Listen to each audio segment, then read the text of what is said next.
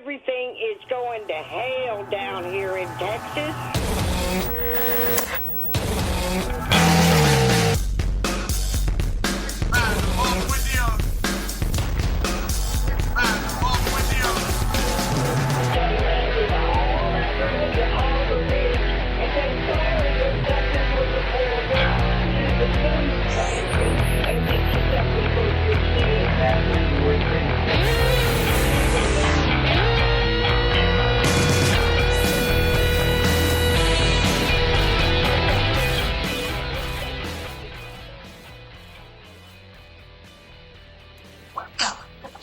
Podcast. And now your host, Rob Mark.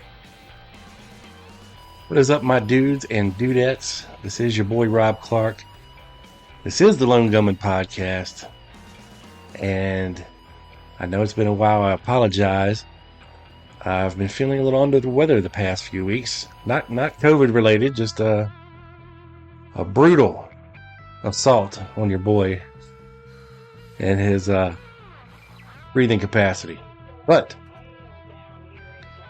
like a giant rubber ball, I bounced back. And I'm back. And today is Christmas Eve. And I'd be remiss if I didn't wish everyone a happy holidays. Merry Christmas, Happy Hanukkah, Happy Kwanzaa, or whatever holiday you celebrate. Enjoy it. Enjoy the time with your family. And man, I tell you what, it is butt-ass cold here. And I mean cold. I know that just about the entire country's been under assault from this hellacious storm that's come out of the Arctic.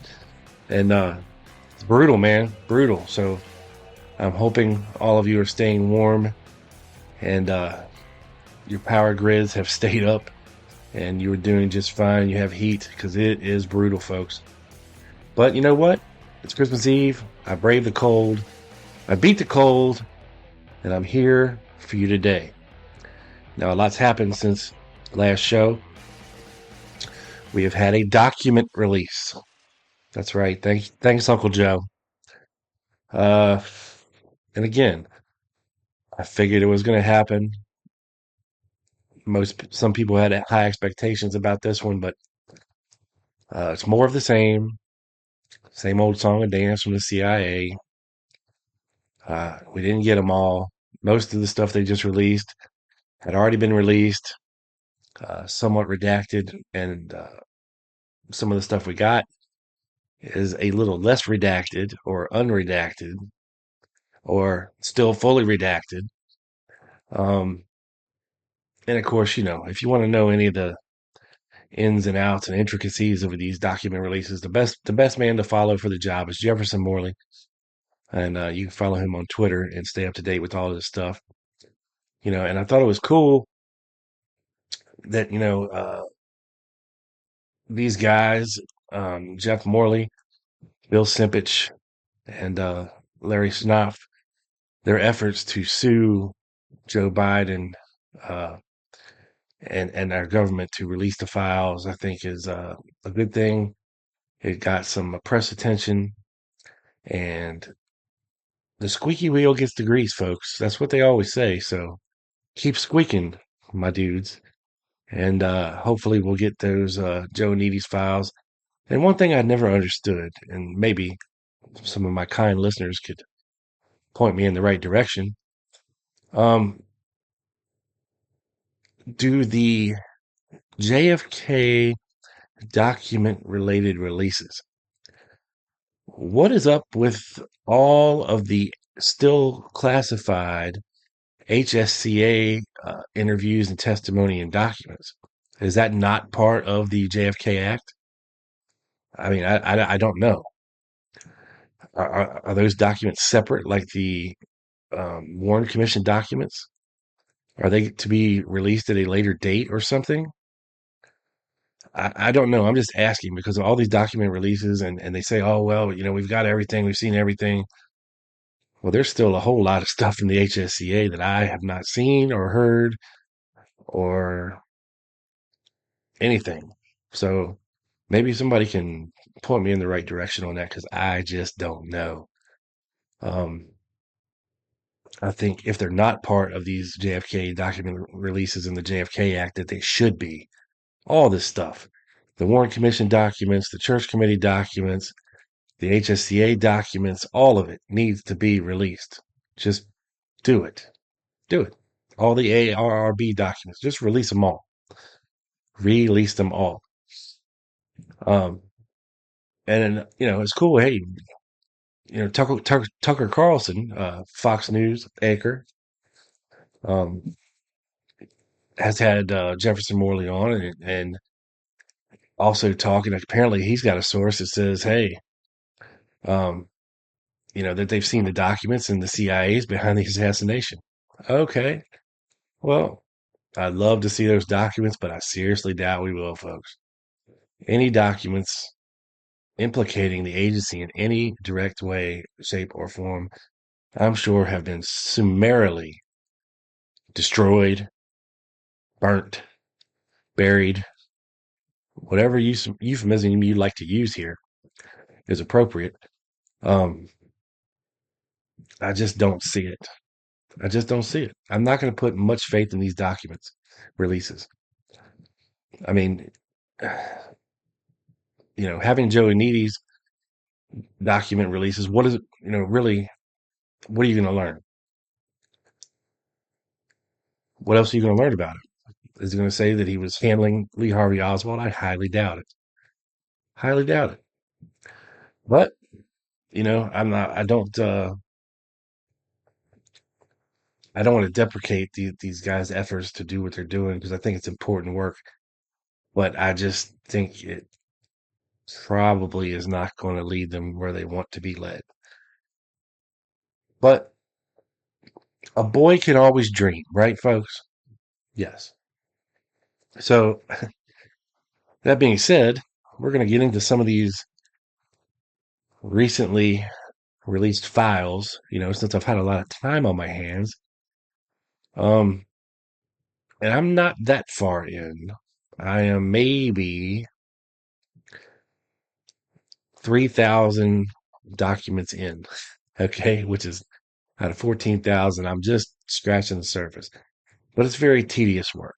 I don't understand what a lot of these files have to do with the Kennedy assassination. I mean, you're talking about just random things from, you know, Mexico City Station in 1950s.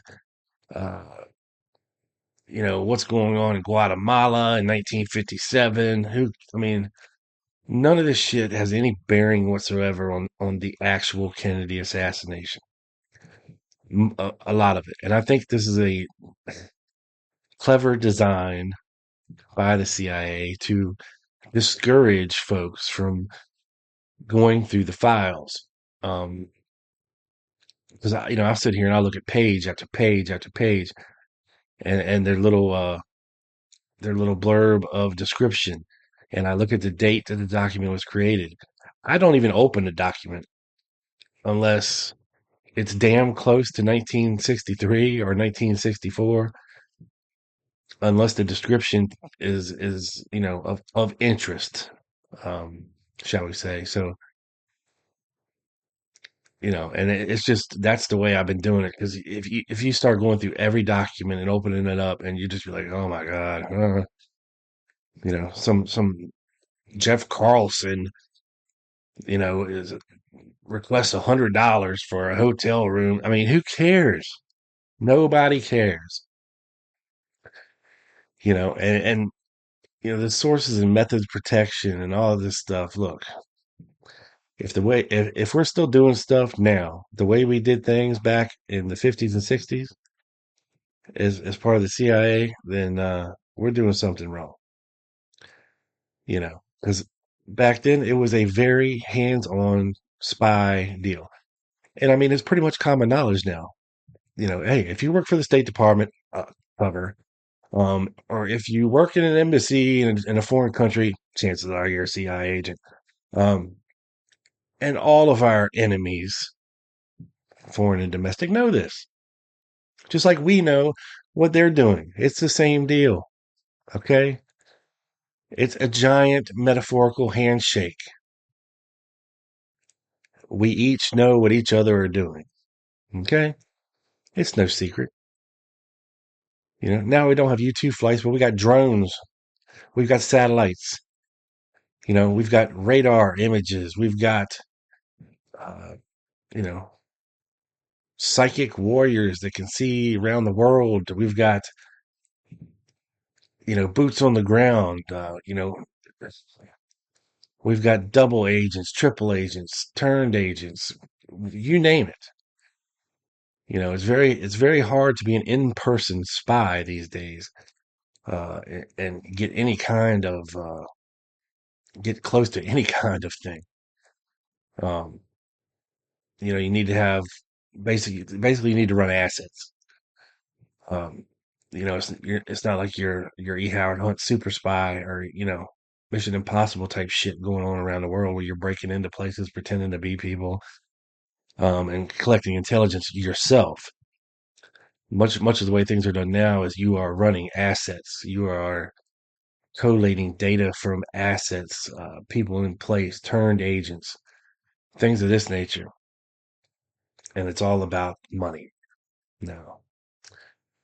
But again, we don't really have many enemies, do we? No. Where's the rest of the dictators? Putin or China? I mean, clearly we're not fucking with anybody. So what is the deal? And like I said, the CIA has stayed out of the mainstream news for a very long time. Like, it's almost like persons on their day to day don't even think about the CIA, period, unless they're watching a spy movie. Okay. Other than that, unless you are like me and you lived it and breathed this shit, then the CIA is nothing but an afterthought to you. You have no idea what they do. Like I think the new Jack Ryan um series on Amazon Prime is come out, third season. Recently on Netflix they dropped an 8 episode story arc called The Recruit. Kind of a comedy, action comedy, CIA related deal. And I mean, in this TV show, I learned more about how the CIA works than in any of these documents. Okay. I mean, it's almost laughable. I mean, but I digress. So let's get into some documents, shall we? And by no means are these smoking gun documents. I haven't seen any of those yet, but they do make you say, They give you pause and make you say, that's interesting. Well, how about that? So, without further ado, let's get into some documents, folks. First up, December 19th, 1978, secret memorandum for the record, subject special action by CIA's Miami station to investigate events surrounding President Kennedy's assassination. Now, I have no idea why this document was created. It just maybe is covering JM Wave's ass during the HSCA investigation. I don't know. But it made me say, So, subject, special action by the CIA's Miami station to investigate events surrounding President Kennedy's assassination. During the spring-summer of '62, the chief of our Miami station, Theodore Ted Shackley, established procedures for mobilizing station personnel, area agents, and casual sources to cope with sudden emergencies where fast and continuing collection and reporting were needed. For example, during the early summer of '62, rumors began to circulate in the Cuban community in Miami, and reports were received from refugees arriving in Miami from Cuba, indicating the Cuban government expected an invasion of Cuba by the USA. Individual staff officers in the station were charged with organizing their Miami area agents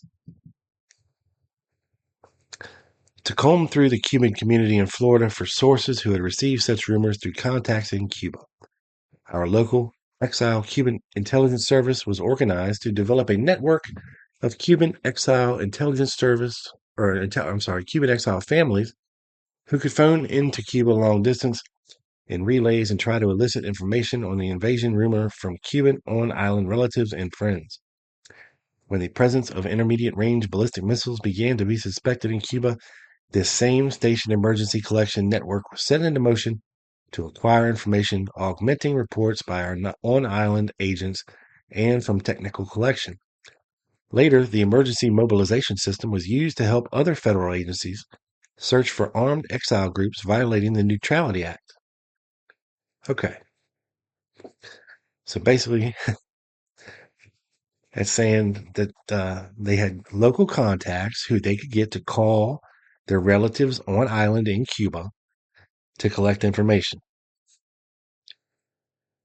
in the event of an emergency. Okay? Whoopity-doo. Number 2. When President Kennedy was assassinated, the station was well organized to mobilize a fairly massive search for information relating to the magnicide. Whatever that is. Homicide, magnicide, massive homicide, I don't know.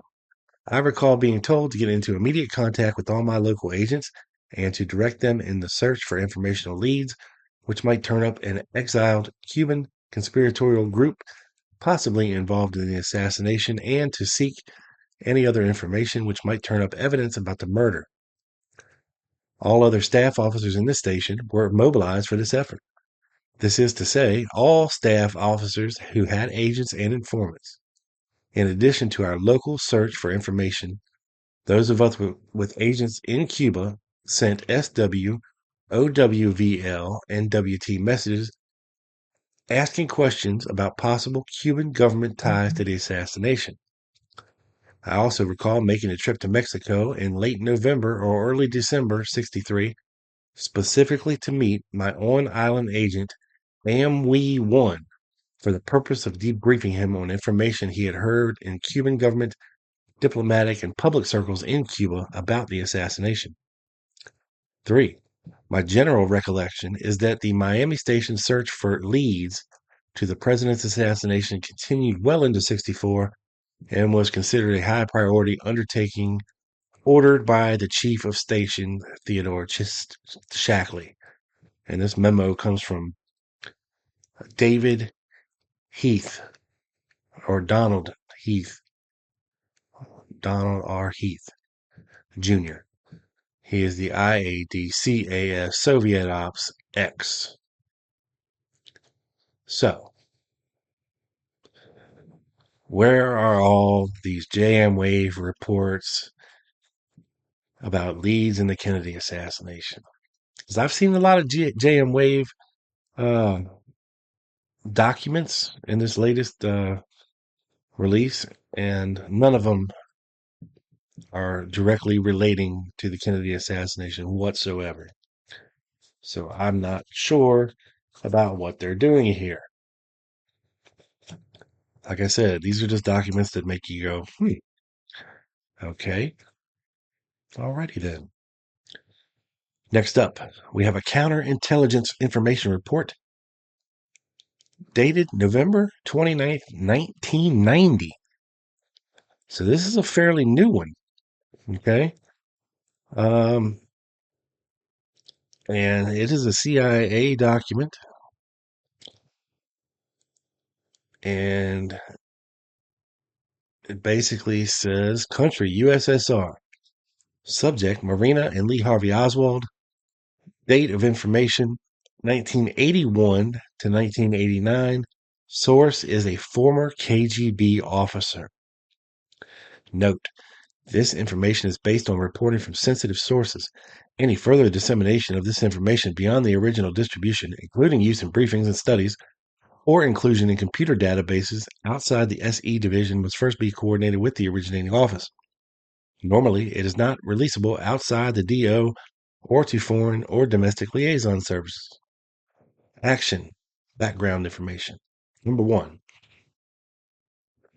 According to senior staff officers from the Minsk KGB Counterintelligence School and Department 1, American targets in brackets of the Second Chief Directorate, Internal Security and Counterintelligence, SCD in brackets, Headquarters ex-Marine Lee Harvey Oswald was an agent of the KGB and was one before he met his future wife Marina.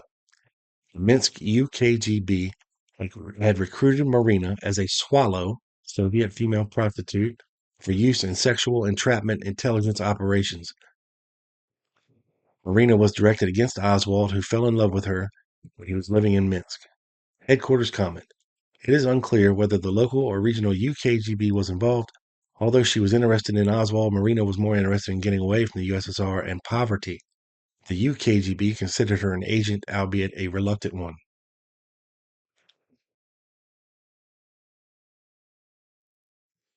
Interesting.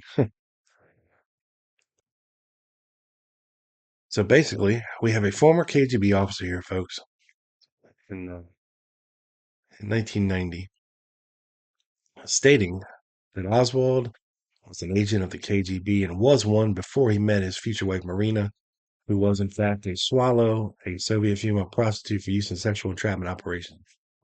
Been saying this for years. Number 2, circa the late 50s, following his defection to the USSR, Oswald was resettled in an apartment house close to both the Minsk CI school and Victory Square, a beautiful area on the Svizlok River, where he was placed under full surveillance by the Minsk UKGB.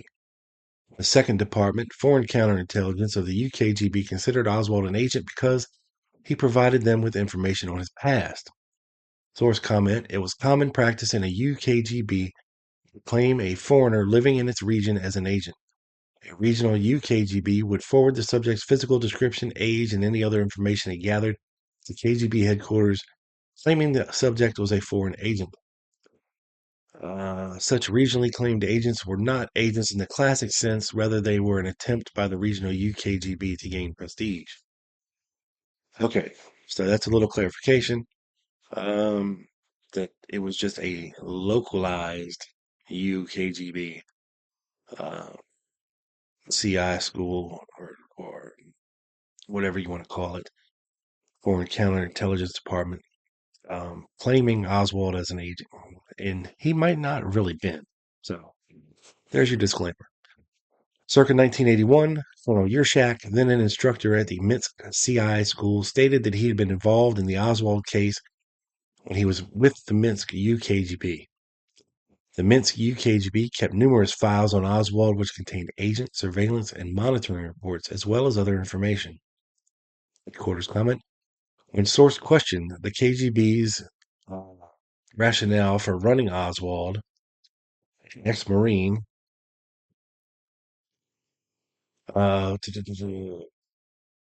with very little access to information, he was only assured that Oswald was run in Minsk as an agent. Yershak, who held a low opinion of Oswald, stated that Oswald was a bit crazy and unpredictable. Oswald was never required to sign an agreement to cooperate, even though he was cooperating. Yershak believed that Oswald knew he was in contact with the KGB. Number 4, Oswald was interrogated several times in Moscow by officers from KGB headquarters, NFI. Oswald's KGB handlers considered passing him to the First Chief Directorate, Foreign Intelligence, FDD, to be handled by a KGB residency in the United States, but the proposal was ultimately rejected because Oswald was considered too unstable. Upon Oswald's return to the U.S., his files would have been sent to KGB headquarters, probably to Department 1, American targets of the SCD. Oswald fell into a deep depression in the USSR. He was homesick and wanted to return to the United States. He eventually received Soviet permission to return to the United States with his wife Marina. Once in the U.S., Marina angered the KGB by refusing to continue cooperating with them. That's believable. But at this point, she became too notorious to touch. Hands off. Too many eyes on her after the assassination.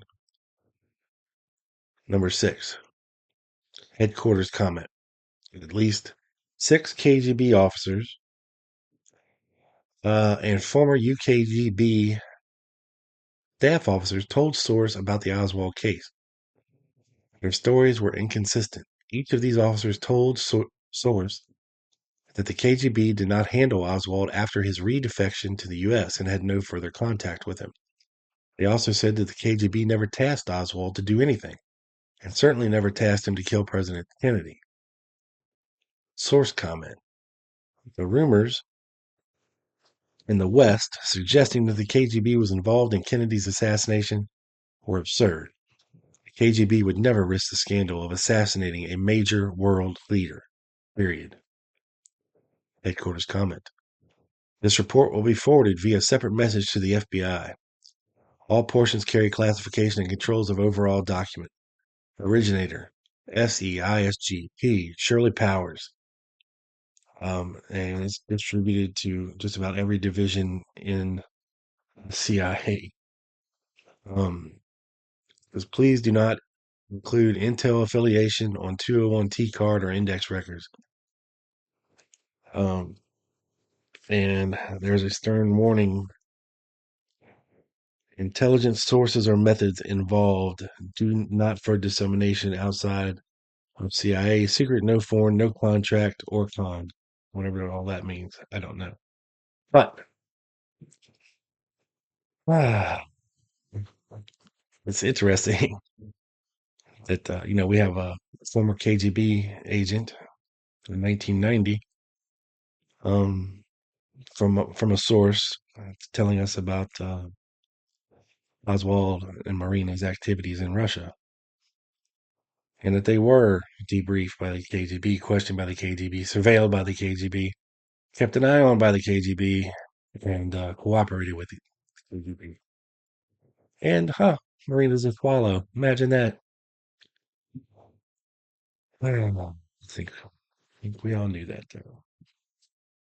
Okay, let's go to the next document. It's almost like quick hits. I like it. This is a secret report from May 21st of 1963. This is what the date raised my eyebrow a little bit. And it's a contact report. I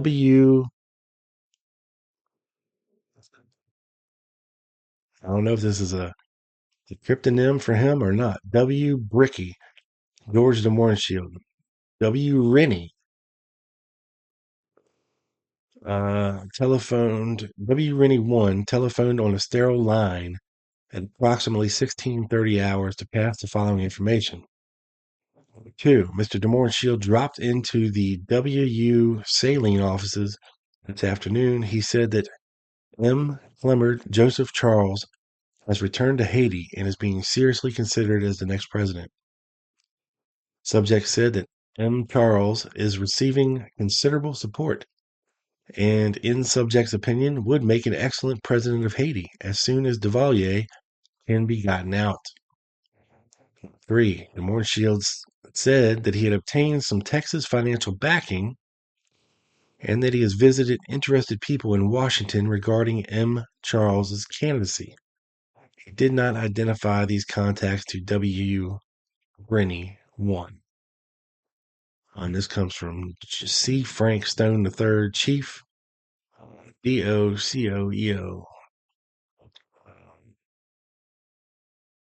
So, I'm not sure what this means, but I found it interesting that Mornshields dropped by CIA offices and giving them information about potential world leaders that should be installed in foreign countries. But he's just an oil geologist, right, folks? Sure. Yeah. Yeah, we all believe that. All right, next up. From June of 2663. This is a classified message, top secret. To the director, from JM Wave. concerning AmWorld and AmBiddy. Okay? These are operations, synonyms for operations. Subject, current activities of Frank Fiorini, otherwise known as Frank Sturgis. Okay? So, June of 63, what was Frank Sturgis doing? Well, let's see. This is a Telegram information report. The CIA confidential controlled dissemination, classification, dissemination controls. Country, Cuba. Subject, current activities, Frank Fiorini. Report number, blah, blah. This is unevaluated information. Source gradings are definitive. Appraisal of content is tentative. An American Observer from Frank Fiorini.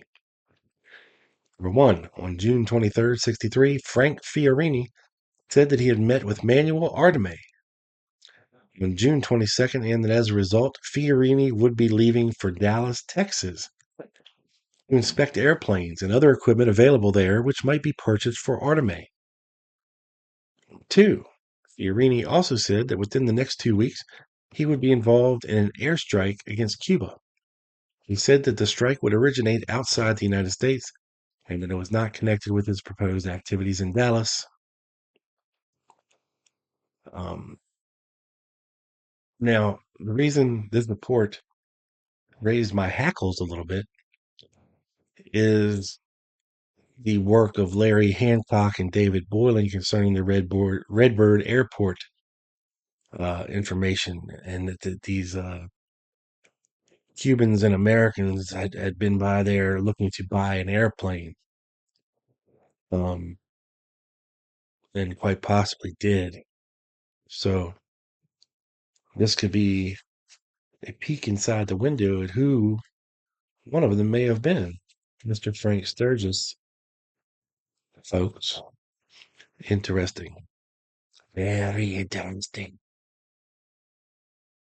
All right, next up, we got a doozy, folks. This is a label Secret Rybat. Subject, Garrison and the Kennedy assassination. Memorandum for Associate Director, Deputy Director of Plans, CCI RNA, Mr. Roca. Reference, CI/RNA memorandum dated 26 April 1967.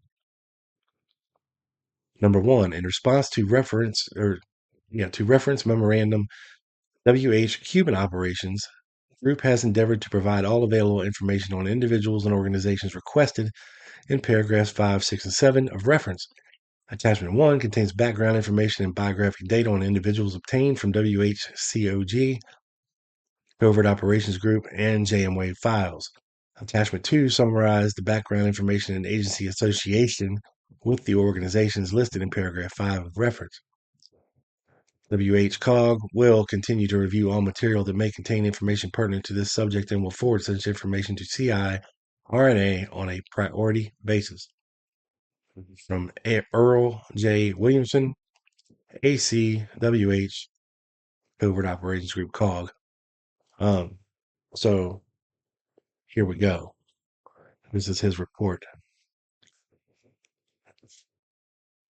I'm not going to read all of this verbatim, but it starts off with Sergio Vicente Arcasha Smith, folks.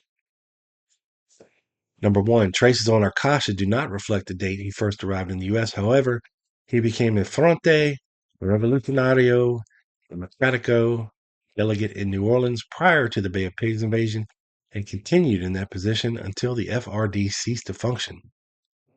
The FRD was the predecessor of the Cuban Revolutionary Council, CRC. It was organized and supported by the agency. Okay? Right there in black and white, folks. Was organized and supported by the agency. The organization was used as a front for recruitment of Brigade 2506 for the invasion.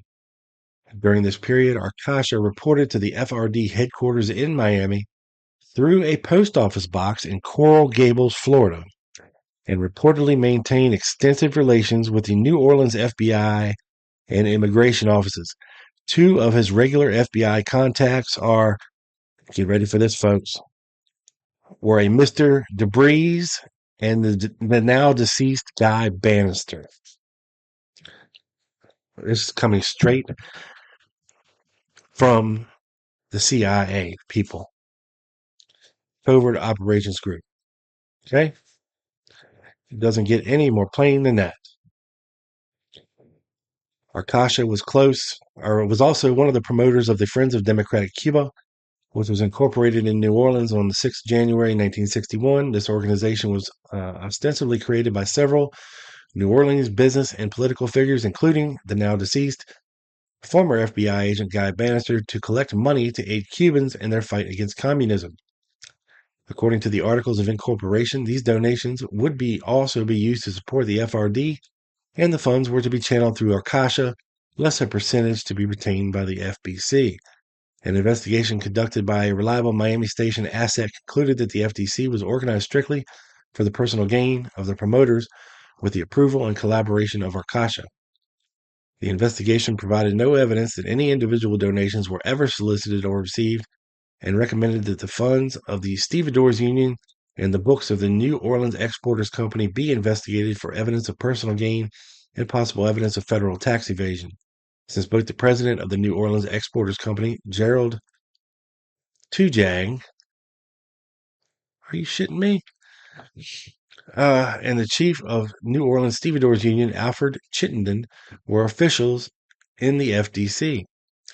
Approximately 1 month after the FTC was created, strong criticism from some prominent Cubans put the organization out of business. Number 3, information in an immigration card reflects that Arcacha traveled to Caracas, Venezuela at an unspecified date. His address in Venezuela was Hotel Tuna, Caracas, and his U.S. address was listed as 4523 Duplessis Street, New Orleans, passport number 00433. Background information on the FDC and Arcacha's connection with the organization was forwarded to the FBI and CSCI-3 764-414 dated 30 March 1961. Other sources of the above summary of information on Arcacha are blah, blah, blah, blah, blah, blah, blah, blah, blah, blah, a bunch of numbers and dates that really don't matter. But, folks, do not forget, Sergio Arcacha Smith was the head of a Central Intelligence Agency funded anti-Castro group that was in charge of raising funds for an invasion of Cuba, using former Cuban exiles and others to accomplish its goals, and that Sergio reportedly was also talking to Warren Debris and Guy Bannister. Well, quite obvious he's talking to Guy Bannister. They're in the same goddamn building. Okay? The FRD headquarters on the second floor, Guy Bannister's on the first floor. Okay? Of the Balter building. And but interesting here, Debris seemingly in the know again. Oh, but he don't know nothing, right? Yeah, he don't know nothing. Bullshit.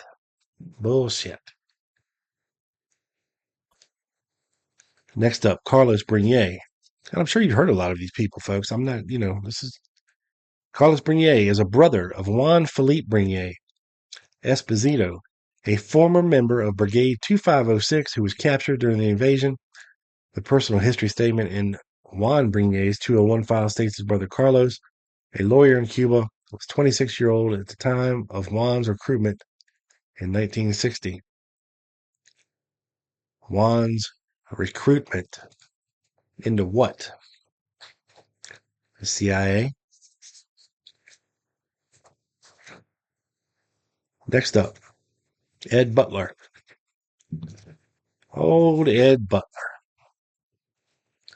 In January of 1965, the subject's organization, Inca, sponsored the New Orleans appearance of Juanita Castro shortly after her arrival in the U.S. Inca had a particular interest in Miss Castro since they distributed hundreds of tapes containing Miss Castro's declarations when she was surfaced in Mexico.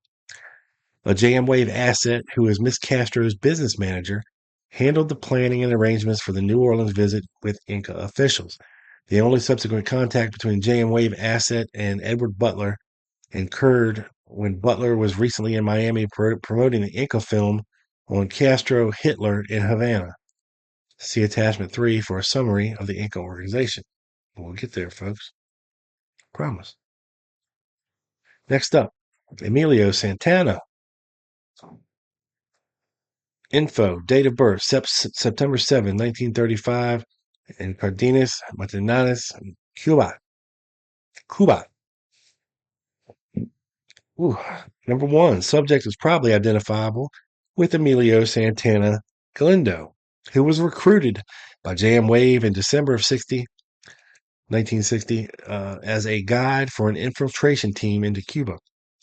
Santana was paid a monthly salary under provisions of his MOC until he was terminated on October 15th, 1963, when the rat line developed by the team became inoperable due to the occupation of the target area by Soviet technicians. Another compelling reason for Santana's termination stemmed from his untruthful reporting concerning certain aspects of team operations. Number 2, in an attempt to establish positive identification, JM Waves obtained a report from the Dade County Sheriff's Office that an Emilio Santana was declared a fugitive from Louisiana on a federal warrant December 22nd, 1965, based on 2 counts of burglary in Louisiana. He was arrested and booked by the Dade County Sheriff's Office on 2 February 66 and was presumably sent back to Louisiana. At the time of his arrest, Santana gave his address as 851 Southwest 4th Street, Miami, which is the same address shown on an old immigration form when he was living in Miami. Headquarters files indicate Santana is separated from his wife, who apparently still resides at the old Miami address. Since Santana's date of birth varies on various documents in his 201 file, the variation in birth dates on his arrest sheet is not conclusive. The fact he did give his former address to the arresting officers indicates that he is, in fact, Emilio Santana Galindo. A 1962 immigration form includes a photograph which could be obtained from JM Wave for identification purposes if this becomes necessary. Number 3, although JM Wave has had no contact with Santana since his termination, there is a note in station files dated 23 June 64 that Santana used the agency as his employer on an auto credit application. Let the man buy a car, for Christ's sake. Who do you work for? I work for the CIA, sir. Sure you did, buddy. Next up, Albert Fowler. Date of birth, July 15th, 29, New Orleans, Louisiana. Subject is Alberto Casimir Fowler Perle, a member of the Brigade 2506 who was captured during the invasion and returned to the U.S. in the December 62 prisoner exchange. Fowler apparently returned to Cuba with his parents during his early life and returned to the U.S. to attend school in his late teens. He attended the Lenox School in Lenox, Massachusetts, Louisiana State University, and after his graduation from LSU, he returned to Cuba and married Margarita Paulette van der Schoen, born 13 August 33 from Brussels, Belgium. Fowler was president of the North American Sugar Company in Havana from 51 until he returned to the U.S. in November of 60 and enlisted in Brigade 2506. At the time of his enlistment, he gave Mark Foster, a Cuban Refugee Center White House representative, and former U.S. Ambassador William Pauley as references. Following his release from prison, Fowler worked for the Brahms Construction Company in Palm Beach, Florida, where his father resides, and for Brooks Travel Services, Palm Beach, Florida, until at least late 64. He apparently lost his U.S. citizenship during his years of residence in Cuba, and immigration records indicate he applied for advanced parole status in November of 64 while he was still employed in West Palm Beach. He apparently returned to Louisiana sometime after that date. Fowler's mother lives in Covington, Louisiana, and he has a sister who is married to Fort Pipes Jr., a member of a prominent New Orleans family. Well, how about them apples? Carlos Quiroga. Subject is possibly identifiable with Carlos Quiroga. No shit. A former student at Louisiana State University who was a candidate for the agency student recruitment program. Okay.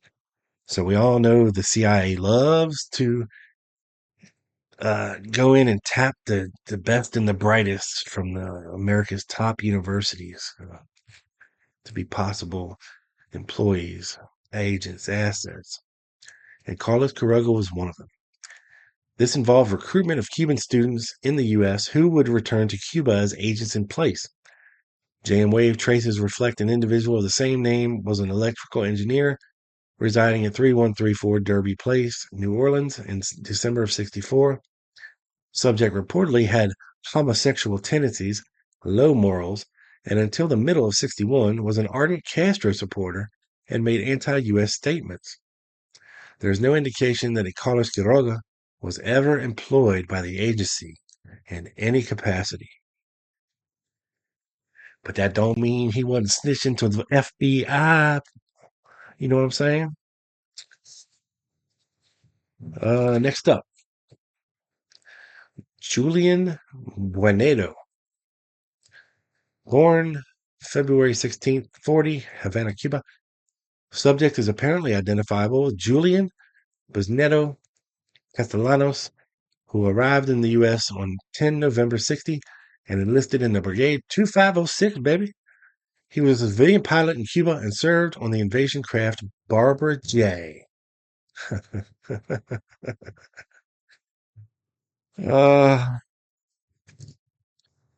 Juanita was captured and released in the prisoner exchange. There is no indication he was ever employed by the agency other than his participation in the invasion. And of course, on George W. or H.W. Bush's boat that was named after his wife, Barbara J. Sure. Gordon Dwayne Neville. There is no record of subject in WH Cuban Operation Group files or JM Wave files. JM Wave cited the article on Neville, which appeared in the Miami Herald on 26 April 67, which is available in CI/RNA and is in the process of conducting an exhaustive search for traces on the cover organizations Neville claimed to operate for the agency in New Orleans. Miguel Silva Torres. There is no record of subject under the name in WH-COG or JMWave files. Whoever the hell that is. Don't care. Don't know, don't care. Okay, here's where it gets interesting. They tell on themselves, folks. The Frente Revolucionario Democrático, the FRD, was created with agency assistance, guidance, and financial support in May of 1960 and consisted of several anti-Castro groups. The FRD was formed as a political action, propaganda, and military unit. Initial actions consisted of extensive radio and printed propaganda, demonstrations, and trips throughout the hemisphere to gain support for the fight against Castro. The FRD also functioned as the front organization for recruiting the members of the Bay of Pigs invasion force and carried out a massive program of social assistance to Brigade 2506 members in training camps and their families. Although the FRD headquarters were based in Miami, delegates were assigned to other areas, including New Orleans, Louisiana, Tampa, Florida, and Mexico City, Mexico, to gather intelligence and coordinate Cuban refugee activities. In late 1960 or early 61, the CRC was formed to coordinate and direct FRD activities, and this group was headed by agency and White House-sponsored Dr. Jose Miro Cardona, assisted by Manuel Ardeme and Dr. Antonio Verona. Both the FRD and the CRC continued to function until October of 61, when the FRD was completely absorbed by the CRC in order to avoid the confusion resulting from duplication of personnel, activities, and funding. The CRC also had direct access to President Kennedy and top White House aides. Because of the magnitude of the FRD and CRC operations and the agency participation in the activities and funding of the groups, a large number of JM Wave and headquarters were directly involved with both FRD and CRC personnel. Wow. So the Kennedys definitely knew about what the hell was going on with the FRD, the CRC, the CIA, these anti-Castro Cuban groups. They were in the know. And if they needed to get something to Kennedy, apparently they had the means. They had access to it. Moving on to the Directorio Revolucionario Estudiantil, the DRE, the Student Revolutionary Directorate. The DRE was conceived, created, and funded by the agency in September of 1960 and terminated in December of 66.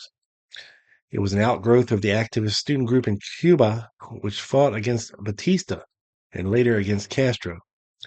Many of the leaders came into exile around September of 60 and were subsequently trained and infiltrated into Cuba by the agency in late 60, where they operated by obtaining intelligence, setting up action teams, etc., up through the Bay of Pigs invasion. While the DRE was initially set up as a psych warfare outfit, the organization was given a large amount of paramilitary aid in funds and material. After the Bay of Pigs, the DRE engaged in independent military actions, which declined at agency direction and because of a reduction in funds from late 62 until termination of the group. Members were used through 66 as a political action agents for publishing propaganda which was sent throughout the hemisphere, attending international student meetings at agency direction, and producing radio programs and special propaganda campaigns. After the cutback in military operations, many of the best DRE members relocated into other areas. At present, there were delegations in most Latin American countries which have maintained some contact with various agency stations over the years, although the DRE is no longer very active. During the organization's 6-year period of active existence, DRE personnel were in contact with several JM Wave staffers and outside contract agents. However, from January 65 through December 66, contact with DRE personnel was limited to 2 agents, Juan Manuel Salvat, the current DRE Secretary General, who is now operating a bookstore in Miami, Florida, and Fernando Garcia Chacon, who was relocated in El Salvador. Now, I said we'd get back to him. Inca, the Information Council of the Americas. Inca is an anti-communist propaganda organization with headquarters in New Orleans that disseminates English and foreign language propaganda tapes and films on a worldwide basis, conducts public forums of an extremist political nature, etc. The organizational impetus and funds apparently come from wealthy New Orleans figures, including Dr. Alton Ochsner of the Ochsner Clinic and Willard E. Robinson. In recent years, funds have been supplied by the Schick Safety Razor Company as well. An Inca letterhead listing all the officers and officials have been requested from JM Wave, which has had some casual correspondence with the organization concerning Miss Juanita Castro. There is no indication of any agency relationship with Inca prior to 65 January, when Inca sponsored Miss Castro's appearance in New Orleans. At that time, an agency asset who functioned as Miss Castro's business manager was involved with Inca officials in planning the New Orleans visit, where Miss Castro was given an award, a major award, folks, at a dinner sponsored by Inca. The dinner, which was attended by civic leaders and representatives of all news media, took place shortly after Miss Castro's defection, and there was a considerable interest in her appearance. Inca was particularly interested since it distributed hundreds of English and Spanish language tapes containing her statements when she was surfaced in Mexico. In October of 66, Inca again requested that Miss Castro appear as a guest speaker in major American cities in connection with the release of the Inca motion picture production Hitler in Havana. Following various reviews of the film, JM Wave decided the film would probably become controversial and it would be inadvisable to permit Miss Castro to accept the information or invitation. Because of Inca's extremist political orientation, Jamwave had wanted to avoid any more involvement between Miss Castro and Inca and the station asset. In his capacity as business manager, had managed to prevent this. There has only been one casual contact between our asset and Ed Butler, executive vice president of Inca, since Miss Castro's 65 New Orleans trip. This took place recently when Butler was in the area promoting the Hitler and Havana film. According to Jan Wave, Inca officials have never indicated in any way that they were aware of any agency control and direction of Miss Castro or her business agent, and there is no indication that Inca officials have had any official contact with agency officers. So that's basically the CIA bragging a little bit, saying, yeah, they don't have a freaking clue that we control Miss Castro because our business manager is an asset, or her business manager is one of our assets. Gotta love it. A very interesting document indeed. And again, the CIA telling all about themselves and their activities. You gotta love it, folks. Next up, I came across some documents concerning David Crist, agency um, asset agent, if you will, who was known for being a very skilled bugger audio device technician, and inventor of many secretive forms of communication and surveillance for the Central Intelligence Agency. He was famously arrested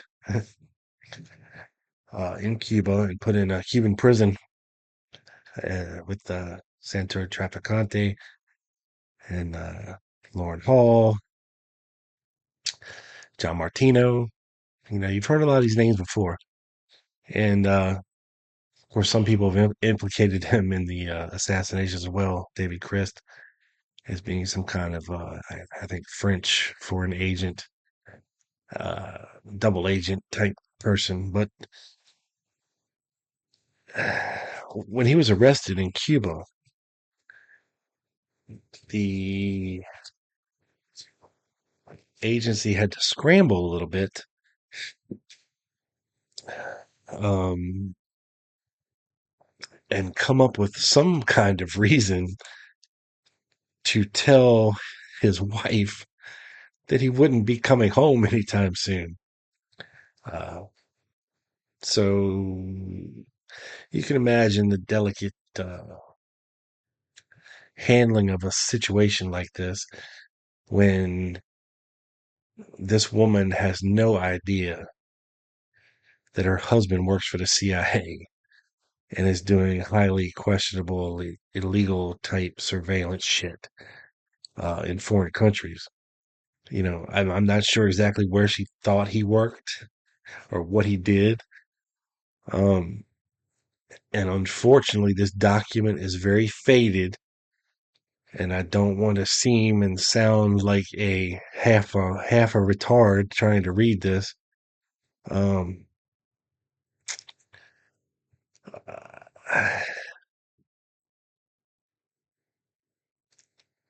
and I wish it was much more legible.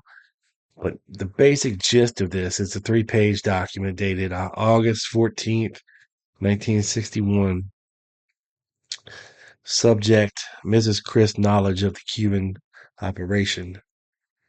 And it says, the day after her husband's arrest, 16 September 1960, Mrs. Crist and her brother-in-law were briefed as to the reason why Mr. Crist was sent to Cuba and outlined and with no when was sent to Cuba and provided with an outline of the operation.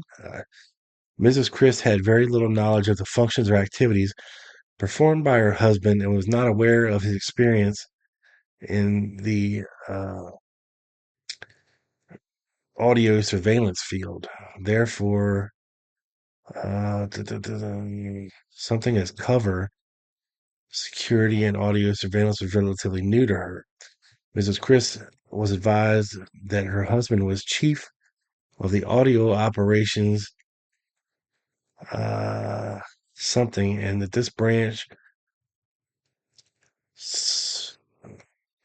I don't know, handles all requests within the organization for the. Like I said, this is so faded; it's hard to read in these parts of it.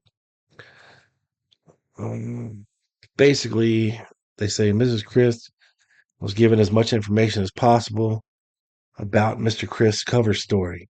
He was employed by a cover organization called VAC something Associates, located in New York City, and had been provided with alias documentation such as driver's licenses and social security card. Mrs. Crist understood the reasons for this cover, and it was something for her husband to pose as a bachelor than to have the existence of a family at such time at no time have the something or activities prior to their arrest been discussed with Mrs. Crist. Mrs. Crist was informed. Like I said, I wish I could read more of this document because it feels very juicy, you know. Um, so yeah, basically, Mrs. Crist had seen. Of course, it was in the newspaper articles. Her husband had been arrested in Cuba by Castro, and this is basically the agency trying to uh,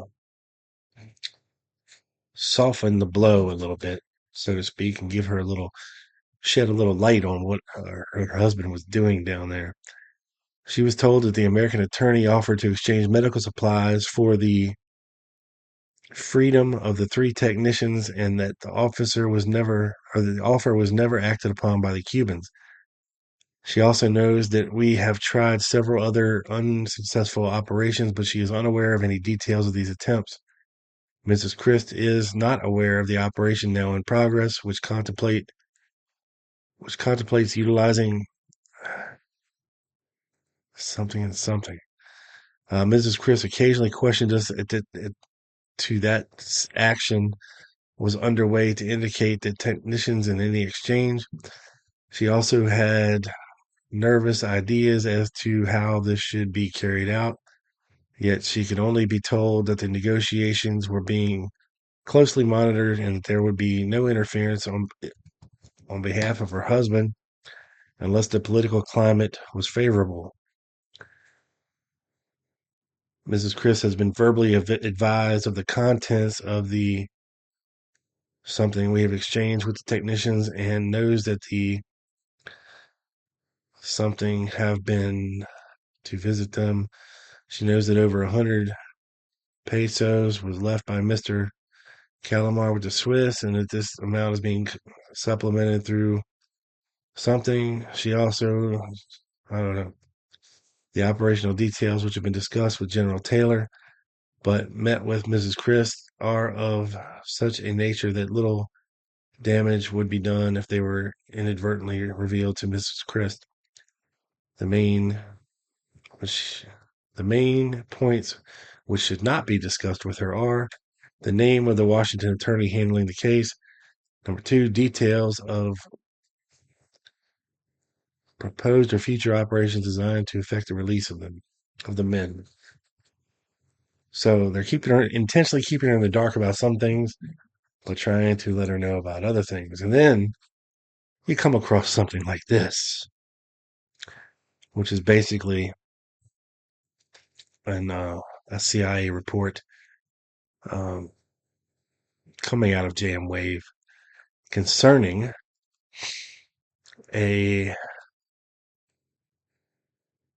an undercover uh, CIA asset. It says in August of 1958, subject advised she was divorcing her husband and wished to be reinstated as a regular staff employee. Okay, so maybe not an asset. Her reinstatement was approved, and in November of 59, she was transferred back to D.C. PCS. During her employment in redacted, she was under redacted cover. Back in Washington, she was assigned to Deputy Director of Plans, White House Support Staff, Logistics Section. Number 6, in April 60, subject legally resumed her maiden name. 7, in May 60, subject was certified to the State Department in connection with 90-day proposed TDY in Havana, Cuba, with JMARC. And in October 1960, she was transferred from Havana to Guatemala. In November of 1960, security was advised that according to information from, quote, the project, presumably JMARC, subject had, while in Cuba, allegedly been having affairs with the 3 people who were incarcerated in the Cuban jail. This allegation very possibly was exaggerated and, from information in this file, may have been untrue. However, a security officer on the project seemed definitely under the impression that she had been having an affair with one of them. His name is David Crist, and was of the opinion that her immoral behavior was a, quote, probable contributing factor to then recent arrest of agency personnel in Cuba. According to another version, apparently hers, she went out one evening with Crist and on other occasions had group social contact with him and the other 2 TSD technicians who arrived in Havana 3 days before she left to go to the United States on leave. On the Saturday night prior to her departure on Sunday, she and her 2 roommates, she said, entertained these 3 men in their apartment. In Guatemala, subject met and dated a Ronald Stanley Davis, an American who was wanted by the FBI for car theft and mail fraud. According to subject, she found this out by checking, quote, the files and reported it to her superiors. Also, according to subject, it was decided that there was no real harm in continuing her relationship with this individual as long as I kept on guard, and she continued to date him until the day he suddenly disappeared from Guatemala City on January 24, 61. She had in fact expected him for dinner the evening of the day he disappeared. So, Mr. Crist was apparently having some trysts in Cuba while away from the wifey back in D.C. And that bitch apparently set these 3 guys up to be arrested in Cuba by Castro. This chick is definitely probably a double agent. So, interesting stuff. So then, of course, there's more stuff in here about David Crist. And of course, eventually, after being in a Cuban prison for 2.5 years, all 3 men were successfully extracted from Cuba. Upon his return, Mr. Crist joined the Office of Research and Development soon after his conception, assisting in the definition and establishment of the various divisions. Under his early guidance, the over-the-horizon radar programs developed finally into an operational system. His sensitivity to the needs of agency operational elements based upon his experience, his technological expertise, and his dedicated desire to broaden the technological capabilities of the agency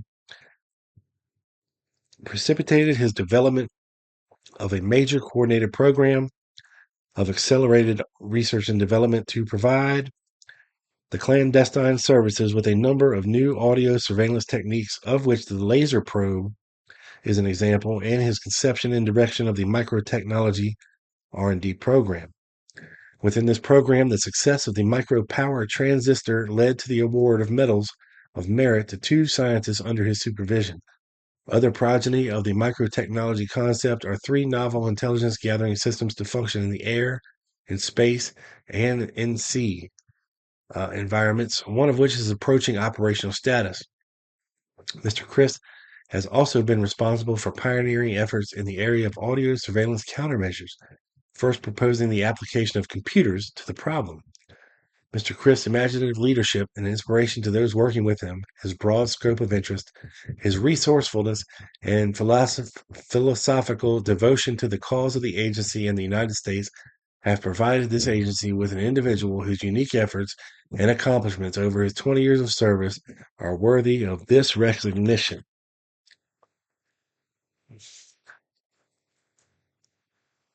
Mr. David L. Crist is recommended for the Intelligence Medal of Merit in recognition of his career of especially meritorious service, which has contributed significantly to the mission of the CIA.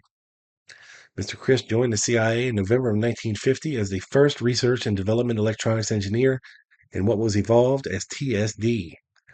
He created an applied physics branch, setting high standards for himself and the R&D engineers he recruited. Both his accomplishments included the anti-disturbance mine and the time pencil, both of which are still agency stock items, and an infrared beacon. As a pioneer in audio surveillance devices, he recognized very early that the use of systems concept would be most productive in meeting agency needs. As part of his development program, his efforts led to the establishment of specialized contract facilities such as Redacted, which in 1953 was the first agency source of transistorized equipment. In early 1957, Mr. Crist was made chief of what was now the audio operations branch of TSD, realizing that a drastic upgrading of the caliber of field technicians was required, began aggressively recruiting and training graduate engineers. His high standards and efforts in this area are reflected in the fact that the majority of the TSD audio mid-management personnel were recruited by him personally. In September of 1960, he and two associates were apprehended while on an operation in Cuba.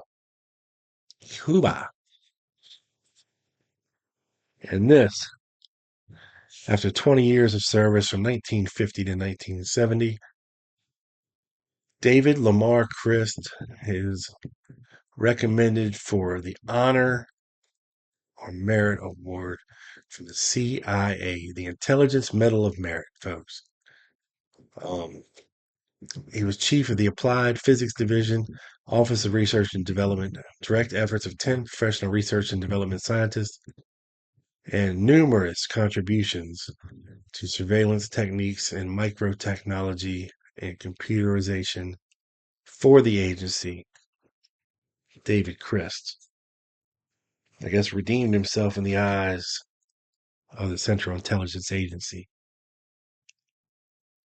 But that's just some of what I found so far, to make me go, things that make you say, And, of course, I'm just one man against 14,000 documents. And like I say, I don't open them all unless something really, really jumps out at me. So if you got some free time on your hands, folks, feel free to peruse the new document dump and see if you can find any needles in the proverbial haystacks that are out there, and feel free to forward them to me, your boy, Rob Clark. Once again, it's been a pleasure. Follow along on Twitter at TheLoneGunman7. Make sure you are liking and subscribing on the YouTube. Very helpful for your boy. And make sure you subscribe to this podcast, and also check out Quick Hits, a JFK Assassination News and Notes podcast that I do with my buddy Doug. You don't want to miss that one as well. If you like this show, you'll love that one. So make sure you're checking that out as well. That's about it for this week, folks. Thanks for tuning in. Merry Christmas to you. God bless you. I'm out.